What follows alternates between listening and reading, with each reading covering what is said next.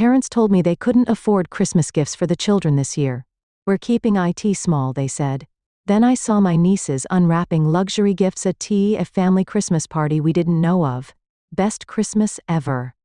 My sister posted, so I blocked their numbers and the text arrived while I was folding the laundry. Hey sweetie, just a heads up. Christmas is going to be simple this year. Money's tight, so we won't be doing big gifts. Just the essentials. I stared at the message, my fingers tightening around the fabric in my hands. I wasn't surprised. My parents had always been practical about Christmas. They never splurged, never went overboard. But this year, something about the message felt off. It wasn't just that they were cutting back. It was the finality of it, like a decision had already been made without me. Still, I forced a smile and replied, of course, no worries. The kids will understand, because what else could I say? My husband and I weren't exactly swimming in money either, but we always made Christmas special for our twins, Mia and Lucas. We saved throughout the year, picked out thoughtful gifts, wrapped them with care. Even if it wasn't extravagant, it was magical. But I swallowed my disappointment and let it go. After all, family isn't about gifts. It's about being together. That's what I told myself. That's what I believed, until the photos popped up on my screen. It was 2 days after Christmas, a lazy afternoon. The kids were playing with their new toys, my husband was fixing a leaky faucet, and I was scrolling through social media, just passing the time. And then I saw it. Best Christmas ever. My sister's caption was plastered over a carousel of photos. The first image was my parents' living room, but transformed. A massive tree twinkling with white lights, its branches weighed down by shiny gold and red ornaments. A mountain of gifts spilled onto the floor, wrapped in elegant silver and gold paper. My nieces, my sister's 2 girls, sat in the center of it all, tearing into expensive brand-name presents. Designer sneakers, high-end electronics, and what looked like a brand-new tablet in my youngest niece's hands. I froze, my heart pounding. We hadn't been invited. No one had mentioned a family Christmas gathering. For us, Christmas had been quiet. Just my husband, the twins, and me, eating a simple dinner at home, exchanging modest gifts, and watching Christmas movies on the couch. No grandparents, no cousins, no big celebration, because apparently we weren't part of the family this year. I scrolled through the photos again, hoping I had misunderstood. Maybe this was from last year? Maybe they'd reused an old post? But no. The timestamp was clear. This had happened this Christmas. I checked my messages. Nothing from my mom. Nothing from my dad. No invite. No mention. I swallowed hard. Had they even thought about Mia and Lucas while they watched my nieces unwrap hundreds, maybe thousands of dollars in gifts? Had they even cared? I felt sick. I didn't want to assume the worst. Maybe there was an explanation. Maybe, but deep down, I already knew the truth. They had lied to me. Not just about the money, not just about the gifts. They had lied about what we meant to them. I wasn't angry at my nieces. They were just kids. I wasn't even angry at my sister. I had long accepted that she had always been my parents' favorite. But my parents, the people who raised me, the ones who told me that Christmas wasn't about gifts, that family mattered most, had deliberately excluded us from something that should have been for all of us.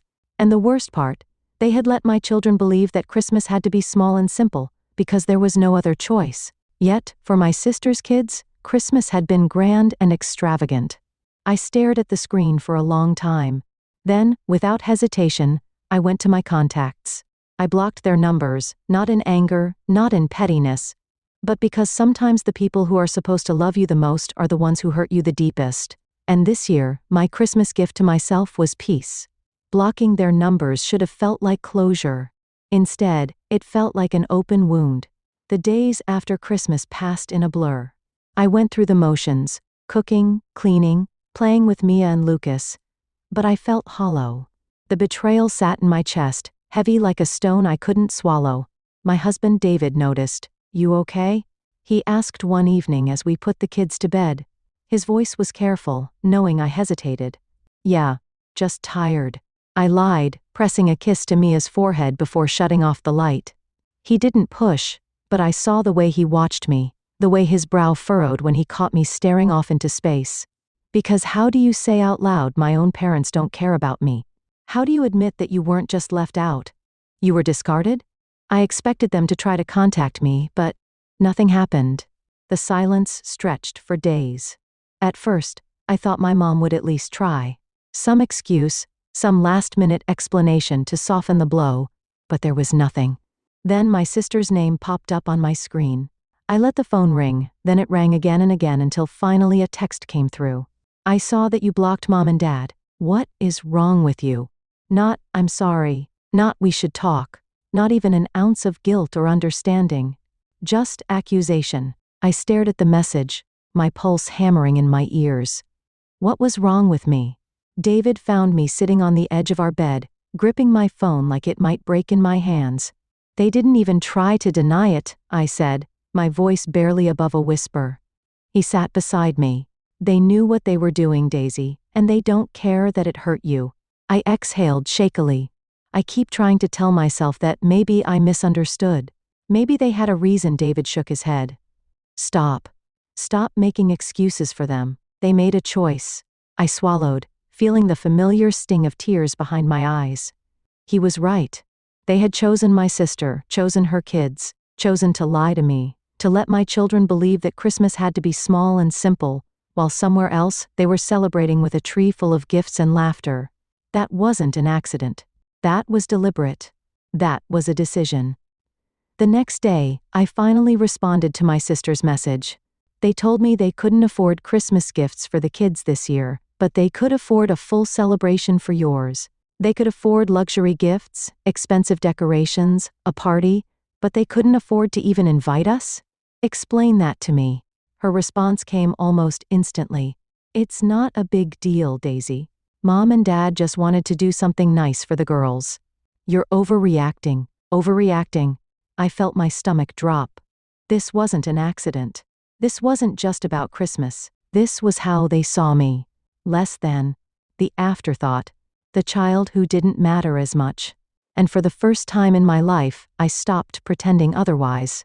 I stared at my sister's message for a long time before typing my final response. I hope your daughters had a great Christmas. Mine had to settle for small and simple because that's what Mom and Dad told me we could afford. And now I know where I stand in this family. So do me a favor, don't contact me again. I hit send, then I deleted the thread. And finally, I blocked her too. Not because I was angry, not because I wanted revenge, but because I was done. Done begging for scraps of love. Done pretending that I mattered. Done waiting for my parents to treat me like family when they had made it clear I wasn't. I put my phone down, exhaled deeply, and for the first time since Christmas, I felt lighter. The weight of their rejection was still there, but now I wasn't holding on to it. For the first time in my life, my phone was silent. No messages from my parents. No passive-aggressive texts from my sister. No guilt-tripping calls trying to smooth things over without actually addressing what they had done. Just silence. And it should have been a relief. But in the days that followed, I found myself reaching for my phone out of habit. A part of was hoping my mom to come over to say, "Sweetheart, this is just a misunderstanding." I wanted my dad to step in and say, "We never meant to hurt you." But that didn't happen because the truth was, they had meant to do exactly what they did, and they didn't regret it. I should have expected the gossip. It started small. A mutual friend casually mentioned that my sister had been venting about me. Then another reached out saying, "Hey, is everything okay with your family? Your mom seems upset." Upset? She was upset? She had cut me out of Christmas and given my sister's kids everything, while letting mine believe there was nothing to give. And now she was upset? I ignored the messages. But then David came home from work one evening, his face tight. "Your dad called me." I stiffened. "What?" He said he's worried about you, that you're acting irrationally by cutting off the family. I let out a short, humorless laugh. So I'm the irrational one, not the people who lied to me and excluded my children from Christmas? David shook his head. I told him you were done being treated like you don't matter. And you know what he said? I crossed my arms, bracing myself. You don't cut off family no matter what. I felt a slow burning anger rise in my chest. No matter what, I repeated, even if family lies, even if they show favoritism, even if they hurt you? David nodded grimly. It's the same thing they've always done. expecting you to take whatever scraps they give while they prioritize your sister. I clenched my jaw, my hands curling into fists. This wasn't just about Christmas. This was about a lifetime of being second place. I sat in the quiet of our bedroom that night, staring at old photo albums. I hadn't opened them in years. Page after page, I saw the same pattern. My sister at the center of every family event, smiling, surrounded by love and attention. Me, always just slightly to the side. Present, but never the priority. I remembered birthdays where she got the bigger party. The brand new bike when I got my sister's old one. The way our parents beamed with pride at her dance recitals, but barely acknowledged when I made honor roll. And now, Christmas was just one more reminder of where I stood, or rather, where I didn't. I shut the album and exhaled shakily. I had spent years making excuses for them, telling myself it wasn't intentional, that maybe I was imagining it. But I wasn't imagining it, and I wasn't going to pretend anymore. The next morning, I sat Mia and Lucas down at the kitchen table. "Mommy, what's wrong?" Lucas asked, frowning. I took a deep breath. "I just wanted to talk to you both about something important, about family." Mia's eyes widened. "Are we in trouble?" I smiled softly. "No, sweetheart. But I want to talk about something I learned a little too late in life." They both sat up straighter, listening. Family isn't just about who you're related to. It's about the people who show up for you. The people who make you feel loved, not just when it's convenient for them, but always. Lucas tilted his head. "Like you and Daddy." "Exactly," I said, reaching across the table to squeeze his little hand. Mia bit her lip. "Is this about Grandma and Grandpa?" I hesitated, but then I nodded. "Yes, it is." They exchanged a glance. They were young, but not oblivious. They had noticed things even if they hadn't fully understood them. Lucas poked at his cereal. "They didn't come for Christmas." Mia frowned. "And they didn't get us anything." I swallowed the lump in my throat. "They love you," I said carefully because I would never tell my kids otherwise. But sometimes people don't know how to show love the right way. And when people keep hurting you on purpose, you have to decide if you still want them in your life. Lucas frowned. "Like when someone is mean at school and doesn't stop." "Yes," I said, my heart aching. "Just like that." Mia was quiet for a long moment. Then finally she asked, "So are we still seeing them?" I looked between my children, feeling the full weight of my decision. "No, sweetheart, we're not." Mia's eyes filled with tears, not because she missed them, but because she understood. And then to my surprise, she nodded. "Okay." Lucas looked relieved. "Can we make pancakes now?" I let out a watery laugh. "Yes, baby. We can make pancakes?" As they scrambled off their chairs giggling about toppings, I felt something inside me shift. For the first time in a long time, I wasn't trying to fix something that was never mine to fix. I wasn't chasing approval that was never meant for me. I was breaking the cycle. And that was the best Christmas gift I could have ever given my children. It had been 2 weeks since I blocked my parents. 2 weeks of silence. 2 weeks of peace. And then the letters started coming. The first one arrived in an envelope with my mother's handwriting. My stomach twisted the moment I saw it. I should have thrown it away, but curiosity or maybe old habits made me open it. "Daisy, sweetheart," it began. I stopped there, already feeling the anger rising in my chest. Sweetheart? That's how she started this? What, after what they had done? After choosing my sister over me? Over my kids? I forced myself to keep reading. "I don't understand why you're doing this. We are family. Families have disagreements, but they always come back together. We never meant to hurt you. You're overreacting. Overreacting." That word again. I clenched my jaw and kept going. "We thought you understood that things have been hard financially. We didn't have enough to do a big Christmas for everyone, so we did what we could. Your sister has been struggling too, you know. She needed our help. Why are you punishing us for that?" I let out a short laugh. So that was their excuse? That they had to choose because they didn't have enough for everyone?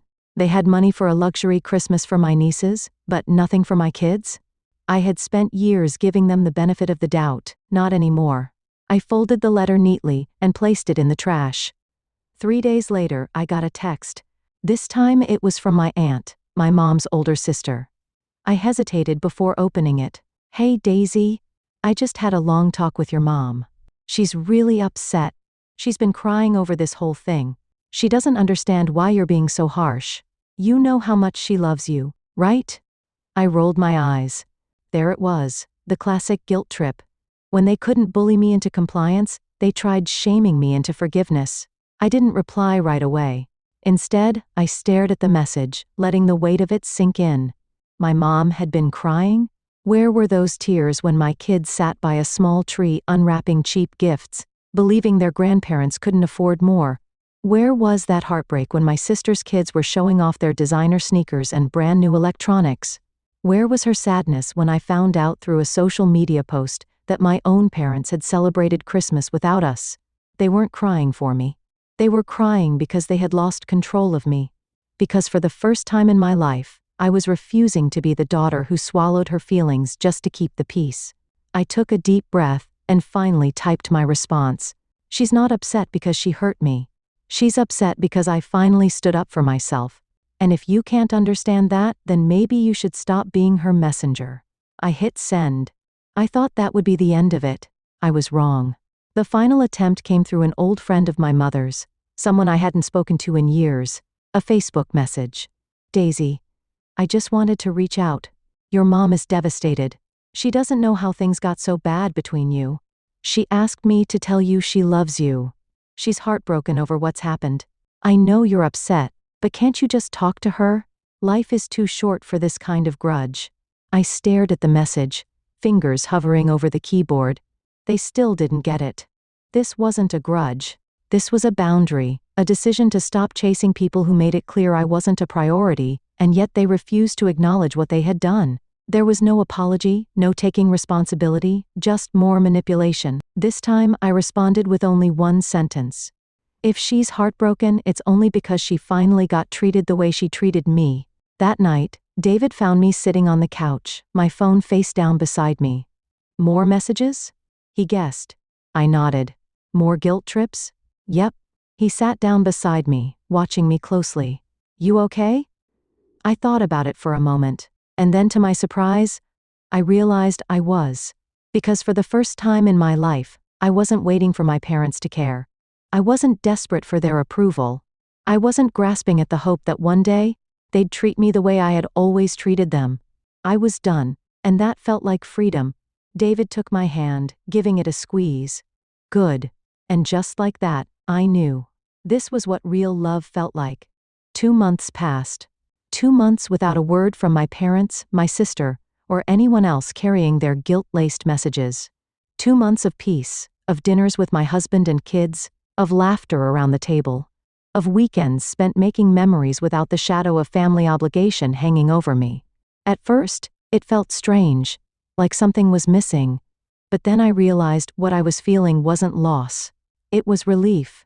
But just when I thought I had fully stepped away from the family that had chosen to discard me, something happened that forced me to redefine what family really meant. It was late February when my phone buzzed with a message from my Aunt Linda, my dad's younger sister. I hesitated before opening it. Linda had always been different from the rest of the family. She wasn't part of the drama, wasn't tangled up in my parents' games. She had always been kind, but we had never been close. Her message was simple. "Hey, Daisy. I know things have been rough with your parents. I just wanted you to know that I see you. And if you and the kids ever want to come over for dinner, my door is always open." I stared at the screen, my heart tightening. There was no guilt trip, no attempt to manipulate me into going back, just an offer, an invitation, not an expectation. I thought about it for a long time before replying. That would be really nice. And for the first time in a long time, I felt something unexpected. Hope. The following weekend, David and I packed the kids into the car and drove to Linda's house. It wasn't a mansion like my parents' home, but it was warm, filled with the smell of home-cooked food and the sound of laughter. Linda greeted us at the door, her face lighting up. "You made it." She bent down, smiling at Mia and Lucas. "You two must be freezing. Come inside." I made hot chocolate. The kids instantly adored her. As they settled in with their drinks, Linda led me into the kitchen. "I know you don't want to talk about it," she said gently, "but I just want you to know. I don't agree with what they did to you." Tears pricked my eyes. "They don't even think they did anything wrong," Linda sighed. Of course they don't. That's how they are. They expect everyone to cater to them, to forgive them without accountability. I nodded, swallowing hard. They didn't just do it to me. They did it to my kids. Her eyes softened. And that's why you're doing the right thing. Protecting your kids from people who only love conditionally, that's the best decision you could ever make. I took a shaky breath. Then why does it still hurt? Because you're a good person, Daisy, and good people always hope for better. But sometimes, the best thing you can do for yourself is accept that they won't change, and stop waiting for them to. I looked around at her cozy kitchen, at the way she had welcomed my family with open arms. And I realized, maybe I hadn't lost family. Maybe I had just found the ones who actually deserved to be called that. The evening was everything I had once hoped to have with my own parents. Linda's husband played board games with Mia and Lucas, laughing as they made up their own rules. Dinner was filled with conversation that felt easy, not forced. And for the first time in a long time, I didn't feel like I had to prove my worth. Linda didn't see me as the backup daughter, the one who had to accept whatever scraps of attention were left over. She saw me as family and treated me like it. As we drove home that night, I glanced in the rearview mirror at my kids, fast asleep in the back seat. David reached over and squeezed my hand. You okay? I smiled softly. Yeah, I think I am. Because maybe family wasn't about blood. Maybe it was about who showed up, who loved you without conditions, who made space for you without making you beg for it. Spring came quickly, washing away the cold remnants of winter. With it came something else, clarity. I no longer woke up expecting a call from my parents. I no longer hesitated before checking my messages, bracing for another attempt at guilt or manipulation. I no longer cared if they would ever understand why I walked away, because I finally understood it myself. I wasn't angry anymore. I wasn't waiting for closure. I had already given it to myself. It had been 4 months since Christmas when my mother finally found a way to contact me again. A letter. Another one. David was the one who picked it up from the mailbox, holding it up between 2 fingers like it might bite. Do you want to read it? I took a deep breath, staring at my mother's handwriting on the envelope. Then, without hesitation, I dropped it in the trash. David raised an eyebrow. That easy? I smiled and meant it. Yeah, it is. For years I told myself that family was forever. That no matter how many times my parents chose my sister over me, no matter how many times I was treated like an afterthought, I had to hold on because that's just how family is. But I had finally learned the truth. Family isn't about DNA. It's about the people who make you feel loved, safe, and seen. And my parents, they had spent a lifetime proving that they weren't those people. Easter weekend rolled around, and for the first time, I felt no obligation to reach out to my parents. Instead, we spent the day at Aunt Linda's house. The kids ran around the backyard searching for Easter eggs, while Linda and I sat on the porch drinking coffee and watching them play. This is nice, Linda said, having family around. I smiled. Yeah. It is. She hesitated for a moment before adding, I know it's not the same, Daisy. I know you probably still miss them in some ways.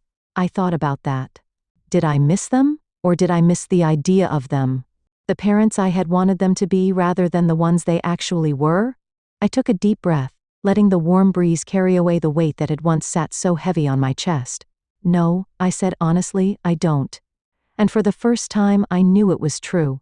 That night, I did something I hadn't done since Christmas. I scrolled through old photos of my parents, my sister, the life I had once tried so hard to hold on to. And then one by one, I deleted them. Not out of anger, not out of spite, but because I didn't need them anymore. I was done looking back.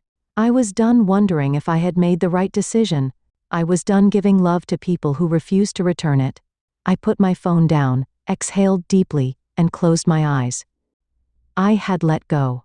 The next morning, as I was packing the kids' lunches, Mia suddenly asked, Mommy, will we ever see Grandma and Grandpa again? I paused, looking down at her little face, so full of innocence, so unaware of the weight behind that question. I don't know, baby, I said honestly. Lucas tilted his head. Do you miss them? I thought about that. Did I? No, I said softly. I miss what I thought we had, but I love what we have now even more. Mia nodded as if she understood in the simple wise way that children often do. And just like that, it was enough. Months turned into a year. And in that time, I built something better than the family I had lost. I built a life filled with love, honesty, and respect. I built new traditions with the people who showed up for me. And most importantly, I stopped waiting for love from people who had already shown me they weren't willing to give it. Because the best revenge wasn't anger or bitterness, it was happiness, and I had finally found it.